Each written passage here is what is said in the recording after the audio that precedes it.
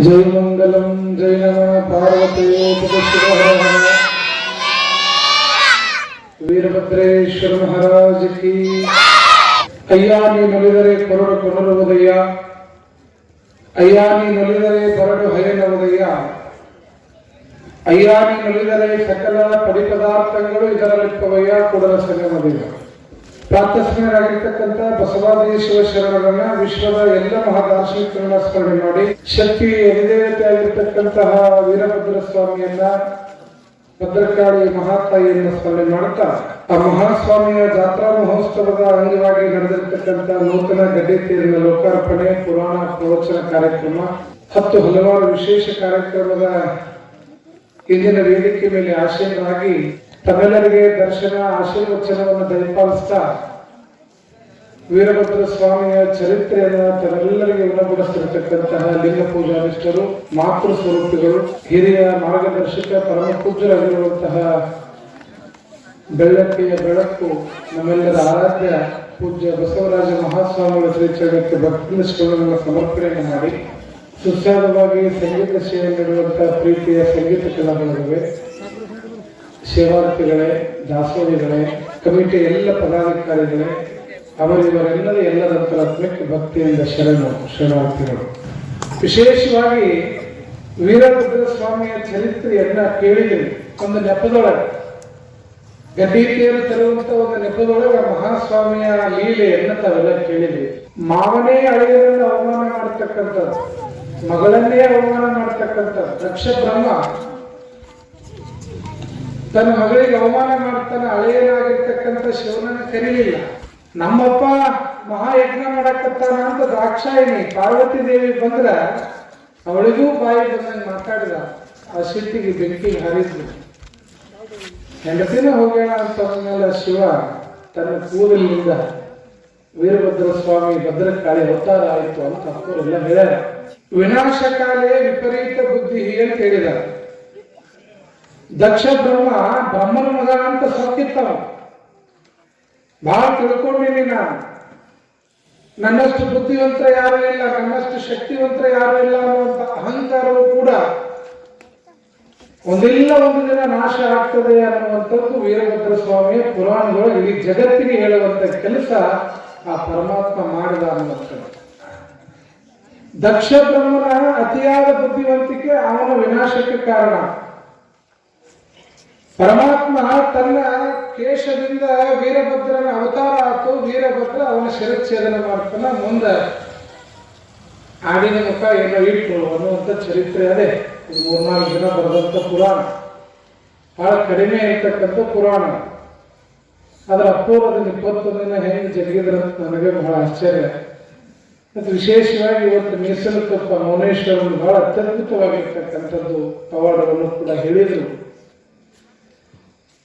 ಇವತ್ತೇನು ನೀರ್ಲಿಗಿ ಭಕ್ತರು ನಾನು ಕಂಡಂಗ ಬಹುಶಃ ಹಾವೇರಿ ತಾಲೂಕು, ಹಾವೇರಿ ಜಿಲ್ಲೆಯ ಒಳಗೆ ನಾನೂ ಬಹಳ ಹಳ್ಳಿಗೆ ಹೋಗಿನಿ, ಬಹಳ ಕಡೆ ಕಾರ್ಯಕ್ರಮ ಮಾಡೀನಿ, ಪ್ರವಚನ ಮಾಡೀನಿ. ಆದ್ರೆ ನೀರಲಿಗೆ ಒಳಗೆ ಒಂದು ಕಂಡಿದ್ದೇನು ಅಂತಂದ್ರ, ಏನಾರೇ ಮಾಡ್ಬೇಕಂತ ಒಮ್ಮೆ ನೀರಲಿಗೆ ಭಕ್ತರು ತೀರ್ಮಾನ ಮಾಡಿದ್ರ ಅದು ಬೇಕಾದಾದ್ರೂ ಕೂಡ ಅದನ್ನ ಯಶಸ್ವಿ ಮಾಡುವಂತ ಭಕ್ತರು ನೀರಲಿಗೆ ಒಳಗದಾರೆ ಅಂತಕ್ಕಂಥ. ಕಳೆದ ವರ್ಷನೇ ಸುಮಾರು 20-30 ಲಕ್ಷ ರೂಪಾಯಿ ಖರ್ಚು ಮಾಡಿ ದೊಡ್ಡ ಕಾರ್ಯಕ್ರಮ ಮಾಡಿದ್ರು ಕೂಡ ಇವತ್ತು 10-15 ಲಕ್ಷ ರೂಪಾಯಿ ತೇರು ತರುವಂತ 21 ದಿನ ಕಾರ್ಯಕ್ರಮವನ್ನು ಮಾಡುವಂತ ಆಯೋಜನೆಯನ್ನ ಮಾಡಿದ್ದಾರೆ. ನನ್ನ ಪುಣ್ಯ ಇವತ್ತು ಆ ಒಂದು ಶಟಸ್ಥಲ ಧ್ವಜಾರೋಹಣವನ್ನು ಮಾಡತಕ್ಕಂಥ ಅವಕಾಶ ದೊರೆಯಿತು. ಬಹುಶಃ ಯಾವುದೇ ಕಾರ್ಯಕ್ರಮ ಪ್ರಾರಂಭ ಆಗಿ ಮೊದಲಿಗೆ ವಿಶೇಷ ಕಾರ್ಯಗಳು ಪ್ರಾರಂಭ ಆದಾಗ ಧ್ವಜಾರೋಹಣ ಅಂದ್ರೆ ವಿಜಯದ ಸಂಕೇತ. ಭಕ್ತ ಮಹೇಶ ಪ್ರಸಾದಿ ಪ್ರಾಣಲಿಂಗಿ ಶರಣ ಐಕ್ಯ ಅನ್ನುವಂಥ ಶಟಸ್ಥಲಗಳನ್ನು ಒಳಗೊಂಡಂತಹ ಶಟಸ್ಥಲಗಳ ಧ್ವಜಾರೋಹಣ ಎಂಬ ನಿರಂಜನ ಮೂರ್ತಿಯಿಂದ ಪ್ರಾರಂಭಗೊಳಿಸ್ತಕ್ಕಂಥದ್ದು ಪರಂಪರೆ. ಆ ಪರಂಪರೆಗೆ ಚಾಲನೆ ಕೊಡುವಂಥ ಕೆಲಸ ಇವತ್ತು ಬೆಳ್ಳಟ್ಟಿ ಮತ್ತು ನೀರಲಿಗೆ ಪೂಜ್ಯ ನೀರಲಿಗೆ ಭಕ್ತರು ಅವಕಾಶವನ್ನು ಮಾಡಿಕೊಟ್ಟು, ಬಹುಶಃ ತೇರು ಕಳೆದ ವರ್ಷ ನಾನು ನೀರಲಿಗೆ ಪ್ರವಚನ ಮುಗಿಸಿದ ಮೇಲೆ ಮುಂಡಗೋಡದಾಗ ಪ್ರವಚನ ಮಾಡಿದ್ವಿ. ಅಲ್ಲಿ ಮುಂಡಗೋಡದಾಗ ಬಸವಣ್ಣ ದೇವರ ತೇರು ನಡೆದಿತ್ತು, ನೀರಲಿಗೆ ವೀರಭದ್ರ ಸ್ವಾಮಿ ತೇರು ನಡೆದಿತ್ತು. ಅಲ್ಲೇ ಗೋಯಿಲಗುಂದಿ ತೇರು ಅಲ್ಲೇ ಆಗಿತ್ತು. ನಾ 3 ತೇರು ಅಲ್ಲೇ ನೋಡಿದ್ವಿ ನಾನು ಪುರಾಣಕ್ಕೆ ಹೋದಾಗ. ಕೊನೆಗೂ ಬಸವಣ್ಣ ಬಂದ, 2ನೇದು ಗೋವಿಲಗುಂದಿ ಹನುಮಪ್ಪಂದು ತೇರು ಹೊರಗೆ ಬಂತು, 3ನೇದು ವೀರಭದ್ರ ಸ್ವಾಮಿ ತೇರು ಬರಾಕತ್ತದ. ವಿಶೇಷತೆ ಏನು ಅಂತಂದ್ರೆ ಆ ತೇರು ಭೂ ಸ್ಪರ್ಶ ಮಾಡಿದಂಗಿಲ್ಲ. ಯಾವಾಗ ವೀರಭದ್ರ ಸ್ವಾಮಿಯ ತೇರು ನೀರಿಗೆ ಒಳಗೆ ಬಂದು ಭೂ ಸ್ಪರ್ಶ ಮಾಡ್ತಕ್ಕೋ ಅವಾಗ ನೀರಿಗೆ ಒಳಗಿರ್ತಕ್ಕಂಥ ದುಷ್ಟ ಶಕ್ತಿಗಳೆಲ್ಲ ಹೇಳಿ ಕೇಳುವಾಗ ಓಡಿ ಹೋಗ್ಬಿಡ್ತಾರೆ. ತೇರಿಗೆ ತನ್ನದೇ ಆದಂತ ದೊಡ್ಡ ಶಕ್ತಿ ಅದೇ. ಅದು ಊರಿನ ವಿಜಯದ ಸಂಕೇತ. ತೇರು ಅಂತಂದ್ರೆ ಊರಿಗೊಂದು ಕಳಿಸಿದ್ದಂಗ. ಯಾರೇ ಹೊಸದಾಗಿ ಮದುವೆ ಆದ್ರು ಅಂದ್ರ ಮದುವೆ ಆದವ್ರಿಗೆ ಹೇಳ್ತಾರ, ಜೋಡಿಲೆ 5 ತೇರು ನೋಡಿ ಬರ್ರಿ, 5 ಗುಡಿ ಕಳಸ ನೋಡಿ ಬರ್ರಿ ಅಂತ ಹೇಳ್ತಾರ. ಬಹುಶಃ ತೇರಿಗೆ ತನ್ನದೇ ಆದಂತಹ ಒಂದು ಶಕ್ತಿ. ಇಡೀ ಭಗವಂತ ತನ್ನ ಶಕ್ತಿಯನ್ನ ತೇರಿನ ಮುಖಾಂತರವಾಗಿ ಇಡೀ ಊರನ್ನ ಸುತ್ತಿ ಬರ್ತಕ್ಕಂಥದ್ದು ದೇವರ ವಾಹನ. ಅಂತ ಒಂದು ತೇರನ್ನ ಇವತ್ತು ಬಹುಶಃ 2026 ನಾವು ಇವತ್ತು ತೇರ್ ತಂದು ನಿಲ್ಸಕತ್ತೀವಿ. ನಾವೇನೋ ತೇರ್ ತಂದು ನಿಲ್ಸಿದ್ವಿ, ಎಳೆದ್ವಿ, ಮುಗಿತು, ಹುಗ್ಗಿ ಮಾಡಿದ್ರು, ಕರಿಗಡಬ ಮಾಡಿದ್ರು, ಉಂಡ್ವಿ, ಒಂದಿಷ್ಟು ಗುಗ್ಗಳ ಮಾಡಿದ್ವಿ, ಕಡೆ ಅಂತೇಳಿ ಒಂದಿಷ್ಟು ಪುರವಂತರ ಪದಗಳು ಕೇಳಿದ್ವಿ, ಆಮೇಲೆ ಪಟಾಕ್ಷಿ ಹೊಡೆದು ಹೋಗಿ ಮನೆಗೆ ಹೊಚ್ಕೊಂಡು ಮುಕ್ಕೊಂಡ್ವಿ. ಆದ್ರೆ ಗೊತ್ತಿರಲಿ, 2026 ನೀವೇನು ಇತಿಹಾಸದ ಒಂದು ತೇರನ್ನ ತಂದಿಡಕತ್ತಿರಲ್ಲ, ಮುಂದೊಂದು ಕಾಲ ಬರ್ತದೆ. ಒಂದು 100 ವರ್ಷ ಆದ್ಮೇಲೆ ಇದ ನೀರಿಗೆ ನಿಮ್ಮ ಮರಿ ಮೊಮ್ಮಕ್ಕಳು ಕುಂಡಿರ್ತಾರೆ ಇದೇ ಜಾಗದಾಗ. ತೇರಿಗೊಂದು 100 ವರ್ಷದ ಕಾರ್ಯಕ್ರಮ ಮಾಡುವಂತ ಸಮಯ ಬಂದಾಗ, ಅವಾಗ 100 ವರ್ಷ ಆದಾಗ ಅವ್ರು ಈ ಪತ್ರಿಕೆ ತೆಗೆದು ನೋಡ್ತಾರ. ಅವಾಗ ಯಾರ್ಯಾರು ತೇರಿಗೆ ಸೇವಾ ಮಾಡಿದ್ರು, ಯಾರು ಪುರಾಣ ಹೇಳಿದ್ರು ಅನ್ನುವಂಥ ಇತಿಹಾಸ 100 ವರ್ಷ ಆದ್ಮೇಲೆ ಉಳಿದಿರ್ತದೆ. ಅದು ನೀರುಳಿಗೆಯ ಪುಣ್ಯ ಅನ್ನುವಂಥ. ತೇರು ಮಾಡಿದವರು ಇರಂಗಿಲ್ಲ, ತೇರು ಎಳೆದವರು ಇರಂಗಿಲ್ಲ, ಪುರಾಣ ಹೇಳಿದವರು ಇರಂಗಿಲ್ಲ, ನಾವಿರಂಗಿಲ್ಲ. ಆದರೆ ಗೊತ್ತಿರಲಿ, ತೇರು ಮಾತ್ರ ಇರ್ತದೆ. ತೇರು ಅದು ನೀರುಳಿಗೆಯನ್ನು ಕೇರ್ ಮಾಡ್ತದೆ, ಎಲ್ಲರನ್ನು ಕಾಪಾಡ್ತದೆ ಅಂತಕ್ಕಂಥದ್ದು. ಹೀಗಾಗಿ ಮಾಡುವ ಕೆಲಸ ಹೆಂಗಿರ್ಬೇಕಲ್ಲ, ಸೂರ್ಯ ಚಂದ್ರ ಇರುವವರೆಗೂ ಉಳಿದಿರ್ಬೇಕಂತ ಕೆಲಸ ಮಾಡ್ಬೇಕು ನಾವು. ಈಗಿನ ಕಾಲದ 2026 ವೀರಭದ್ರ ಸ್ವಾಮಿ ತೇರಿಗೆ ನೀವು ದುಡ್ಡು ಕೊಟ್ಟು ಹೆಸರು ಉಳಿಸಿದ್ರ, ತೇರು ಇರೋ ತನಕ, ನೀರಿಗೆ ಇರೋ ತನಕ ನಿಮ್ಮ ಹೆಸರು ಹೇಳಿದೆ. ಅದಕ್ಕೆ ಹೆಸರು ಉಳಿತಕ್ಕಂಥ ಕೆಲಸ ಮಾಡಬೇಕು. ಸುಮ್ಮನೆ ಗಳಿಸಿ ಏನೇನೋ ಮಾಡಿ ಹೋಗುವುದಿಲ್ಲ. ಅದಕ್ಕೆ ಗಾಳಿ ಬಿಟ್ಟಾಗ ತೂರಿಕೊಳ್ಳಿರುವ ಹುಚ್ಚಪ್ಪಗಳಿಲ್ಲ, ಗಾಳಿ ನಿಮ್ಮ ಆಧೀನವಲ್ಲ ಅಂತ ಹೇಳಿದ್ರು. ಒಂದು ಗಾಳಿ ವಿಷಯದ ವೀರಭದ್ರ ಸ್ವಾಮಿ ಗಾಳಿ. ಈ ಗಾಳಿ ಒಳಗೆ ಒಂದಿಷ್ಟು ನಾವು ದುಡಿದ್ರೊಳಗೆ ಒಂದಿಷ್ಟು ಕೊಡುವಂತ ಕೆಲಸ ಮಾಡಿಬಿಟ್ಟಿವಿ ಅಂತಂದ್ರ, ಭಗವಂತ ಒಂದು ದಿನ ನನ್ನನ್ನು ಎಷ್ಟು ನೀರಿಗೆ ಗೊತ್ತ ಆಡಂಬರದಿಂದ ಮೆರೆಸಾರ, ಕುಣಿಸಾರ, ನನಗೆ ತೇರ್ ತಂದಾರ ಅಂತಂದ್ಮೇಲೆ ನನಗ ಕಟಿಗಿ ತೇರ್ನಾಗ ನನ್ನ ಹೇಳಕತ್ತಾರ, ನನ್ನ ಭಕ್ತರು ಬಂಗಾರ ತೇರ್ನಾಗ ಮೆರೆಯುವಂಗಾಗಲಿ ಅಂತೇಳಿ ವೀರಭದ್ರ ಸ್ವಾಮಿ ಆಶೀರ್ವಾದ ಮಾಡ್ತಕ್ಕಂಥ ಸಂದರ್ಭ ಬರುವಂಥದ್ದು. ಹೀಗಾಗಿ ನೋಡ್ರಿ, ಎಲ್ಲಿ ಶಿವ ಇರ್ತಾನೋ ಅಲ್ಲಿ ಪಾರ್ವತಿ ಇರ್ತಾಳೆ, ಎಲ್ಲಿ ವೀರಭದ್ರ ಸ್ವಾಮಿ ಇರ್ತಾನೋ ಅಲ್ಲಿ ಭದ್ರಕಾಳಿ ಇರ್ತಾಳೆ. ಭದ್ರಕಾಳಿ ಸಮೇತ ವೀರಭದ್ರ ಸ್ವಾಮಿ ಇವತ್ತು ಆ ತಾಯಿಯ ಮೂರ್ತಿ ಪ್ರತಿಷ್ಠಾಪನೆ ಕೂಡ ನಡೀತಾ ಇದೆ. ಮತ್ತು ವಿಶೇಷವಾಗಿ ನಾನು ಗಮನಿಸಿದ್ದೇನು ಅಂತಂದ್ರ, ಎಲ್ಲಾ ಕಡೆಗೆ ವೀರಭದ್ರ ಸ್ವಾಮಿ ತೇರುಗಳನ್ನು ಮಾಡಿರ್ತಾರ. ಆ ತೇರುಗಳನ್ನ ವಿಶೇಷವಾಗಿ ಗಣಮಕ್ಕಳೇ ಹೇಳ್ತಕ್ಕಂಥದ್ದು ಒಂದು ವಿಶೇಷತೆ ಅದ. ಆದ್ರೆ ನನಗೆ ಒಮ್ಮೆ ಮೊನ್ನೆ ಬಂದಾಗ ಅಂದೆ, ನಾನು ನೀರಿಗೆ ಏನೇ ಮಾಡಿದ್ರು ವಿಶೇಷವಾಗಿ ಮಾಡ್ತದ.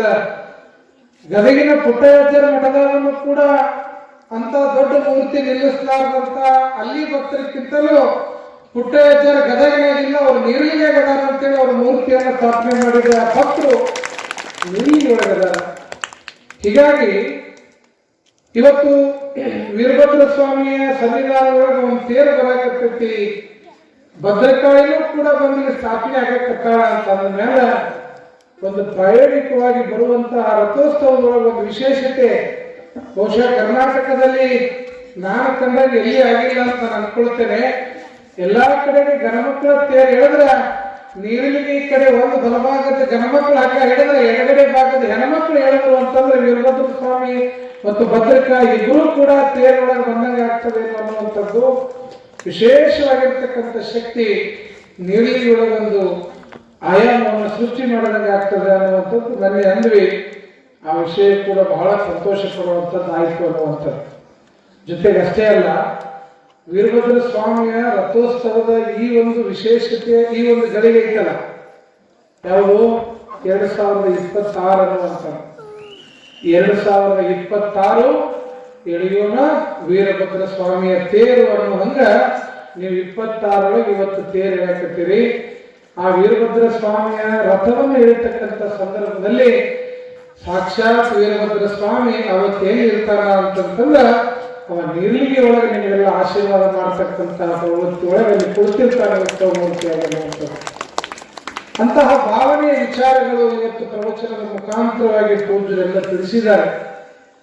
ಜೊತೆಗೆ ಅಷ್ಟೇ ಅಲ್ಲದೇನೆ ಇವತ್ತು ಮಾನವೀಯ ಮೌಲ್ಯತೆಯ ಶಕ್ತಿಯು ಕೂಡ, ನಾನು ಕೇಳಿದ ಕಮಿಟಿಯವರಿಗೆ, ಅಜ್ಜವರೇ ನೀರಿಗೆ ಒಳಗೆ ಇಲ್ಲಿಂದ ಬಿತ್ತನ ಮುಗಿಸ್ಕೊಂಡು ಹೋದ ಹೆಣ್ಮಕ್ಳು ಸಹ ಇದಕ್ಕೆ ದೇಣಿಗೆ ಕೊಟ್ಟು ರಥೋತ್ಸವ ಯಶಸ್ವಿಗೆ ಕಾರಣೀಕರ್ತರಾಗ್ಯಾರ ಅಂತ ಹೇಳಿದ್ರೆ ಬಹಳ ಖುಷಿ ಆಗ್ತದೆ.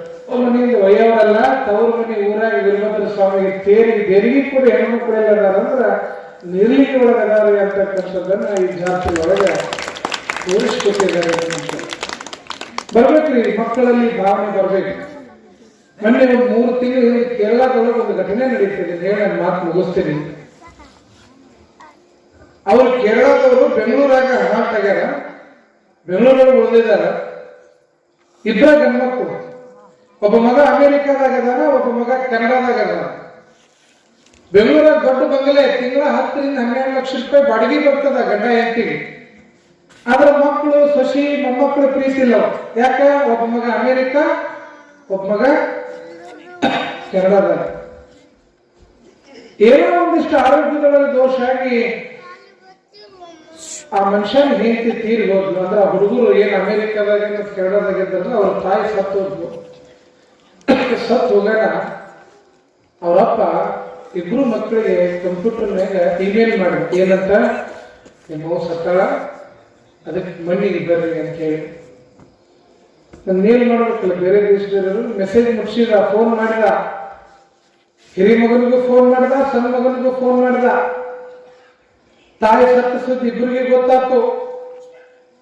ಈ ಸುದ್ದಿ ಗೊತ್ತಾಗ ಅವರಿಬ್ರು ಅಣ್ಣ ತಮ್ಮ ಫೋನ್ಯಾಗ ಮಾತಾಡ್ತಾರೆ. ಏನಂತ, ಅಣ್ಣಗ ಬರಾಕ್ ರಜಾ ಸಿಕ್ತದೆ, ಸೂಟಿ ಕೊಟ್ಟಾರ ಕಂಪ್ನಿಯವರು. ಅದ್ರ ತಮ್ಮಗ ಏನ್ ಸಿಗ್ಲಿಲ್ಲ, ತಾಯಿ ಮನೆಗೆ ಹೋಗಕ್ ರಜಾ ಸಿಗ್ಲಿಲ್ಲ.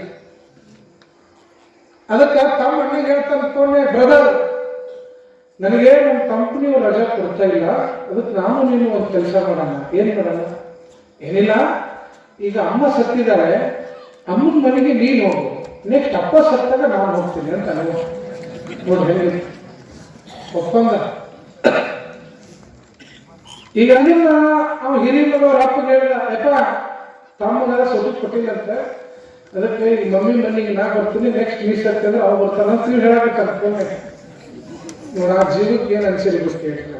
ನಡೆದಿದ್ದ ಘಟನೆ ಓದಂತ ಓದಿಸ್ತೀರ, ಅಮೇರಿಕಾದಾಗ ಇರ್ತಾವ, ಈ ಕಿಲೆ ಕಟ್ಟಿಕೊಂಡು ನನ್ನ ಮಗ ಅಮೇರಿಕಾಕ್ಕಂದ್ರೆ ನನ್ನ ಮಗ ಅಮೇರಿಕಾದ ಒಂದು ರೊಟ್ಟಿ ಹಾಕಿರಂಗಿಲ್ಲ, ಕಿಲೆ ಕಲ್ಲಪ್ಪ ಮಲ್ಲಪ್ಪನ ಮತ್ತೆ ರೊಟ್ಟಿ ಕೊಡ್ಬೇಕು ಮರಿಕೆಗೆ. ಬರೀ ಅಮೇರಿಕ ಅನ್ನೋದಕ್ಕ ಏನೂ ತಗೊಳಿಲ್ಲ.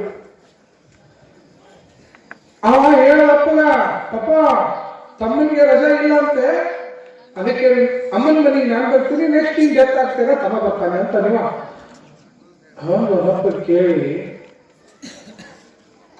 ಒಂದು ಕ್ಷಣಕ್ಕೆ ಅವನು ಗಾಬರಿಯಾಗಿ, ಯಾವ್ದಾರ ಮುಂದೆ ನಾಳೆ ನಾ ಸತ್ರು ನನ್ನ ಮಗ ಇವನಿಗೂ ರಜಾ ಸಿಗ್ಲಿಲ್ಲ ಅಂದ್ರೆ ನಾ ಎಲ್ಲಿ ಬೀದಿ ಹೆಣ ಹಾಕ್ತೀನಿ ಅಂತ ತಿಳ್ಕೊಂಡು ಬೆಡ್ರೂಮಿಗೆ ಹೋಗಿ ಒಂದು ಲೆಟರ್ ಬರೆದಿಟ್ಟು ಬಂದು ತಗೊಂಡು ತಲೆ ಬರ್ಕೊಂಡು ಅವನು ಸಾಯ್ತಾನ. ಪತ್ರದಾಗ ಏನ್ ಬರೋದೈತೆ ಸತ್ತಿದ್ದು ಗೊತ್ತೇನು?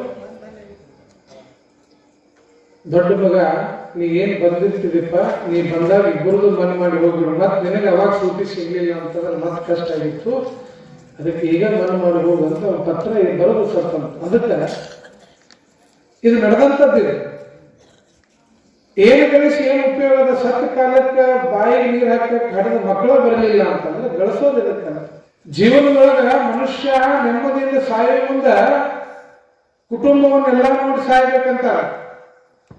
ಅದ್ರ ಕುಟುಂಬದವರು ಬರ್ಲಿಕ್ಕೂ ಅವಕಾಶ ಇರಲಾರ್ದಂತ ಪರಿಸ್ಥಿತಿಗಳು, ಎಷ್ಟೋ ಜನರ ಪರಿಸ್ಥಿತಿಗಳನ್ನ ನಾವು ಪೇಪರ್ನಾಗ ಟಿವಿಯಾಗ ನೋಡ್ತೀವಿ. ದೊಡ್ಡ ದೊಡ್ಡ ವಿದ್ಯಾವಂತರೇ ಇಂಥ ಕೆಲಸ ಮಾಡೋದು. ಇವು ಏನು ಕನ್ಯಾಕುಮಾರಿ ಇರ್ತಾವಲ್ರಿ, ಅಮೆರಿಕದಾಗಿದ್ರೆ ಮೊದಲು ಕನ್ಯಾಕುಮಾರಿ ಕೊಡ್ತೀವಿ. ಇಲ್ಲೇ ಹೊಲದಾಗ 2 ಎಕರೆ ಹೊಲ ಇರ್ತಾವ, ಕೊಡೋದಂದ್ರೆ ಕೊಡಂಗಿಲ್ಲ. ಇವು ಅವು ಅಮೆರಿಕದಾಗೆ ಇರ್ಬೇಕಂತ, ನೌಕರಿ ಗೋರ್ಮೆಂಟೇ ಇರ್ಬೇಕಂತ, ಮತ್ ಅವು ಇರಬಾರ್ದಂತ, ಮತ್ ತಪ್ಪಿದ್ರೆ ನಡೀತಿರ್ತಾವ, ಅವು ಇರಬಾರ್ದಂತ ಕಂಡೀಷನ್. ನೋಡ್ರಿ ಕನ್ಯಾಕುಮಾರಿ ಕಂಡೀಷನ್. ಅದಕ್ಕ ಗೊತ್ತಿರಲಿ ನಿಮಗ, ಯಾವುದೋ ಗೋರ್ಮೆಂಟ್ ನೌಕರಿ ಇರೋಂಗ 5 ಲಕ್ಷ 10 ಲಕ್ಷ ವರದಕ್ಷಿಣೆ ಕೊಟ್ಟು ಅವನು ಮದುವೆ ಮಾಡಿ 100ಕ್ಕೆ 90 ಭಾಗ ನೌಕರಿ ಮಾಡ್ರೆ ಒಬ್ಬೊಬ್ಬರ ಇರಂಗಿಲ್ಲ, ಇಬ್ಬಿಬ್ರು ಇಟ್ಕೊಂಡಿರ್ತಾರೆ. ಅವ್ರ ಮಕ್ಕಳು ಗೊತ್ತಿಲ್ಲ. ಈ ನೌಕರಿ ಜನನ ಯಾಕೆ ನೀ ಬಿಟ್ಟ ಇನ್ನೊಬ್ರು ಅಂತಾರ. ಅವರು ನೌಕರಿ ಅನ್ನೋದು ಒಂಥರ ಬಂಡವಾಳ ಆಗ್ಯದ. ಆ ನೌಕರಿನ ಕೊಡ್ಬೇಕಂತ ನೀವು ಸಾಲ ಮಾಡಿ ನಿಮ್ಮ ಮಗಳು 5 ಲಕ್ಷ 10 ಲಕ್ಷ ವರದಕ್ಷಿಣೆ ಕೇಳಿದ್ರು ಕೊಟ್ಟು ನೌಕರಿ ಇದ್ದವನು ಕೊಡ್ಬೇಕಂತ ನೀವು ಮದುವೆ ಮಾಡ್ತೀರಿ. ಅವ ಮುಂದೊಂದು ದಿನ ಏನೋ ಜಗಳ ಮಾಡಿ ಡೈವರ್ಸ್ ಕೊಟ್ಟು ಕಳಿಸ್ತಾರ. 100ಕ್ಕೆ 90 ಭಾಗ ಕೋರ್ಟ್ನಾಗ ಡೈವರ್ಸ್ ಕೊಡೋರಿ ನೌಕರಿ ಮಾಡೋರ.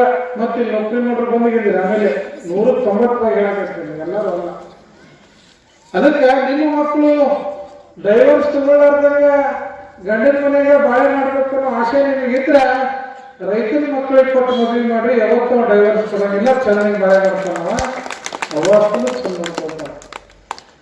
ಅದ ನೌಕರಿದಾರಿಗೆ 5-10 ಲಕ್ಷ ವರದಕ್ಷಿಣೆ ಕೊಡೋ ಬದಲಿಗೆ ಇಲ್ಲೇ ಊರಾಗಿದ್ದ ರೈತನ ಮಗ ಅದ 5 ಲಕ್ಷ ಮೇಲೆ 1 ಎಕರೆ ಹೊಲ ಹಿಡಿದು ಕೊಟ್ಟು ಚೆನ್ನಾಗಿ ದುಡಿಮೆ ಮಾಡಪ್ಪ ಅಂತಂದ್ರ ಅವಗೂ ಒಂದು ದುಡಿಮೆ ಆಗ್ತೈತಿ, ನಿನ್ನ ಮಗಳು ನಿನ್ನ ಕಣ್ಮುಂದಿರ್ತಾವೆ. ಈ ರೀತಿ ವಿಚಾರಗಳನ್ನು ಮಾಡ್ತಕ್ಕಂಥವ್ರು ಇಲ್ಲ. ಹೀಗಾಗಿ ಸಮಾಜ ಏನಾಗೈತಿ ಅಂತಂತಂದ್ರ ಆಡಂಬರಕ್ಕೆ ಸೋತ್ಬಿಟ್ಟದ್ರಿ. ಕೊಟ್ಟ ಆಡಂಬರ.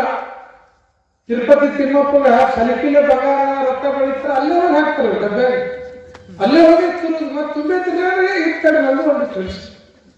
ಇಲ್ಲಿ ವೀರಭದ್ರ ಸ್ವಾಮಿ ಹನುಮಪ್ಪ ಡಬ್ಬರಿ ಡಬ್ಬಿ ಹಾಗೆ ಖಾಲಿ ಕುಂತವ್, ಇಲ್ಲಿ ಹಾಕಂಗಿಲ್ಲ. ಅಲ್ಲೇ ಹೋಗುದ್ರಿ. ಅಲ್ಲಿ ಹೋಗಿ ಕೂದಲ ಕೊಟ್ಟು ಬರೋದು, ತಲೆಯಾಗಿ ಬಳಸಿದ್ರೆ ತಿಮ್ಮಪ್ಪಗೆ ಬಿಡ್ಕೊಂಡಿದ್ಮೇಲೆ ಕೊಟ್ಟು ಬರೋದು ಅಂತ ಹೇಳ್ತಾರೆ. ತಿಮ್ಮಪ್ಪಗೆ ಕೂದಲ ಕುಡಿದ ಯಾಕೆ ಬಿಡ್ಕೊಂಡಿ ಅಂದ್ರೆ ಕೂದಲು ಬರ್ತಾವಂತ ಗೊತ್ತೈತಿ, ಅದಕ್ಕೆ ಬಿಡ್ಕೊಂಡಿನಿ. ಯಾಕೆ 10 ಗೋಳಿತ್ತು ಅದ್ರಾಗ 2 ಕತ್ತರಿಸಿ ಕೊಡ್ಬೇಕು ನೋಡಿ, ತಗೋತು 10 ಅಂತೇಳಿ ಅದನ್ನ ಯಾರು ಕೊಡಂಗಿಲ್ಲ. ಅದಕ್ಕೆ ಸಾಗರ ಸಮುದ್ರಗಳಿಗೆ ಹೋಗಿ ನೀರನ್ನು ಹಾಕಿದ್ರೆ ನೀರು ಕಾಣೋದಿಲ್ಲ. ಇಂತಹ ಕ್ಷೇತ್ರಗಳನ್ನು ಅಭಿವೃದ್ಧಿ ಮಾಡಿದಾಗ ಮಾತ್ರ ಬದುಕು ಸಾರ್ಥಕ ಆಗ್ತದ.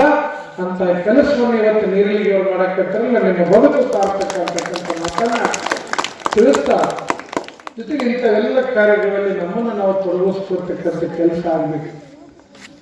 ಬರೇ ಅಲ್ಲಿ ಹೋದೆ ಇಲ್ಲಿ ಹೋದೆ ಅಂತೇಳಿ ಸಮಯವನ್ನು ಹಾಳು ಮಾಡದೇ ನಮ್ಮಲ್ಲಿ ಇರ್ತಕ್ಕಂಥ ಶಕ್ತಿ ಅಧಿದೇವತೆಗಳನ್ನು ಜಾಗೃತಿಗೊಳಿಸ್ತಕ್ಕಂಥ ಕೆಲಸ ಆದಾಗ ಮಾತ್ರ ಧರ್ಮ, ಶಾಂತಿ, ನೆಮ್ಮದಿ ಅನ್ನುವಂಥದ್ದು ಊರಿನೊಳಗೆ ಉಳಿತದೆ.